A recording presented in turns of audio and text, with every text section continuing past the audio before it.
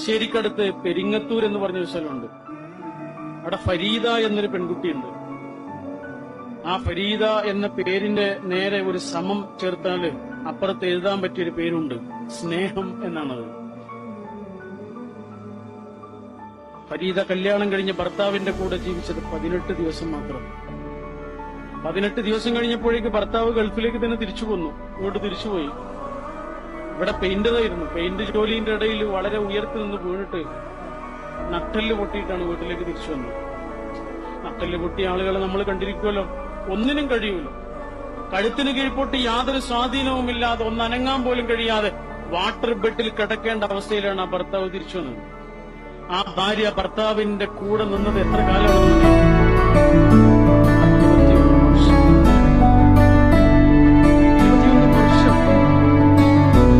21ാമത്തെ വർഷം ആ ഭർത്താവിന് ക്യാൻസർ പിടിപെട്ടിട്ട് ആശുപത്രിയിൽ ICUവിൽ കിടക്കുന്ന സമയത്ത് ഡോക്ടർ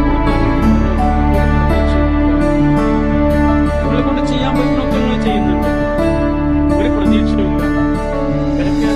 കാത്തിരിക്കുന്ന വാർത്തയാണ്, ആർക്കൊരു ഞെട്ടലുമില്ല. പക്ഷെ ആ ഫരീദ എന്താ ചെയ്യുന്നതെന്ന് അറിയോ നിങ്ങള്? ആ ആശുപത്രിയിലെ പ്രയർ ഹാളിലേക്ക് ഓടിച്ചെന്ന് 2 റക്അത്ത് നിസ്കരിച്ച് സുജൂദിൽ വീണ് പൊട്ടിക്കരഞ്ഞുകൊണ്ട് പ്രാർത്ഥിക്കുന്നത്, അല്ലാഹുവേ എന്റെ പ്രിയങ്കരനായ ഭർത്താവിന് നീ ദീർഘായുസ് കൊടുക്കണമേ. ദീർഘായുസ് കൊടുത്തുള്ള അവസ്ഥ എന്തായിരിക്കും?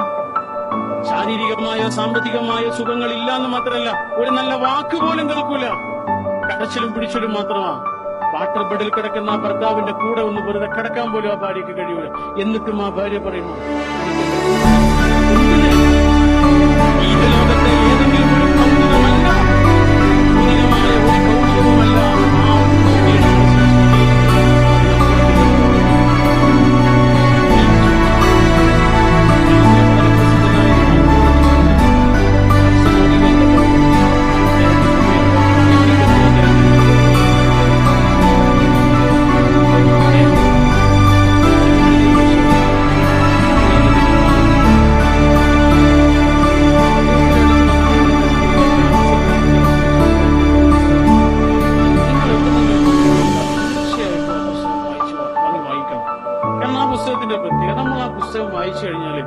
മനുഷ്യരായ മനുഷ്യരോട് മുഴുവൻ നമുക്ക് സ്നേഹം തോന്നും. ആരെയും നമ്മൾ വെറുക്കൂല. ആരുടെ മുഖത്ത് നോക്കിയിട്ട് നമുക്ക് അയാൾക്ക് ഇഷ്ടമല്ലാത്തൊരു വാക്ക് പറയില്ല. മനുഷ്യന്റെ വില എന്താണെന്ന് പറഞ്ഞിരുന്ന ഒരു പുസ്തകമാണത്.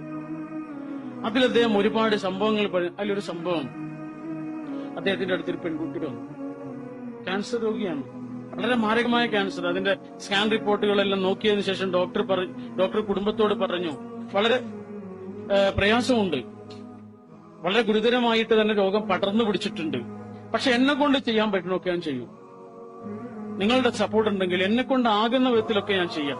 എനിക്കൊരു വലിയ പ്രതീക്ഷ ഒന്നും തരാൻ പറ്റൂല, ഇങ്ങനെയൊക്കെ ഞാൻ ചികിത്സിച്ച് നോക്കാം, പക്ഷെ വലിയ സാമ്പത്തിക ചെലവുണ്ട്, ലക്ഷക്കണക്കിന് രൂപയുടെ ചെലവാണ് ഡോക്ടർ പറയണത്. ഇവരുടെ കയ്യിൽ പൈസ ഇല്ല, ഇവര് പിന്നെ വരാന്ന് പറഞ്ഞിട്ട് തിരിച്ചുപോയി. പിന്നെ വരാനുള്ള പോക്കല്ല, പൈസ ഇല്ലാത്തതുകൊണ്ട് അവർ നിർത്തി പോവാണ്. 1-2 ആഴ്ച കഴിഞ്ഞപ്പോ ഈ ഡോക്ടറുടെ അടുത്തേക്ക് ഒരു ചെറുപ്പക്കാരൻ വന്നു.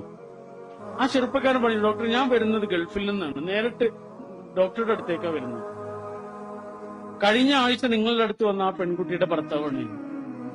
ഞങ്ങൾ കല്യാണം കഴിഞ്ഞ് ഏതാനും ദിവസങ്ങൾ മാത്രമേ ഒരുമിച്ച് ജീവിച്ചിട്ടുള്ളൂ. അപ്പോഴേക്ക് ഞാൻ ഗൾഫിലേക്ക് പോയി.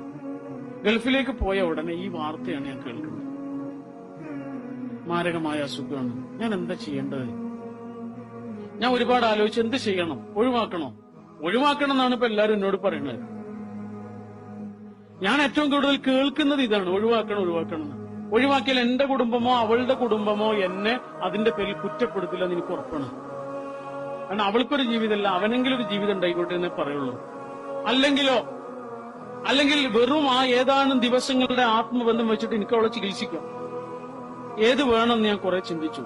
ഞാൻ പെട്ടെന്നൊരു തീരുമാനത്തിലെത്തി, ഞാൻ അവളെ ചികിത്സിക്കും.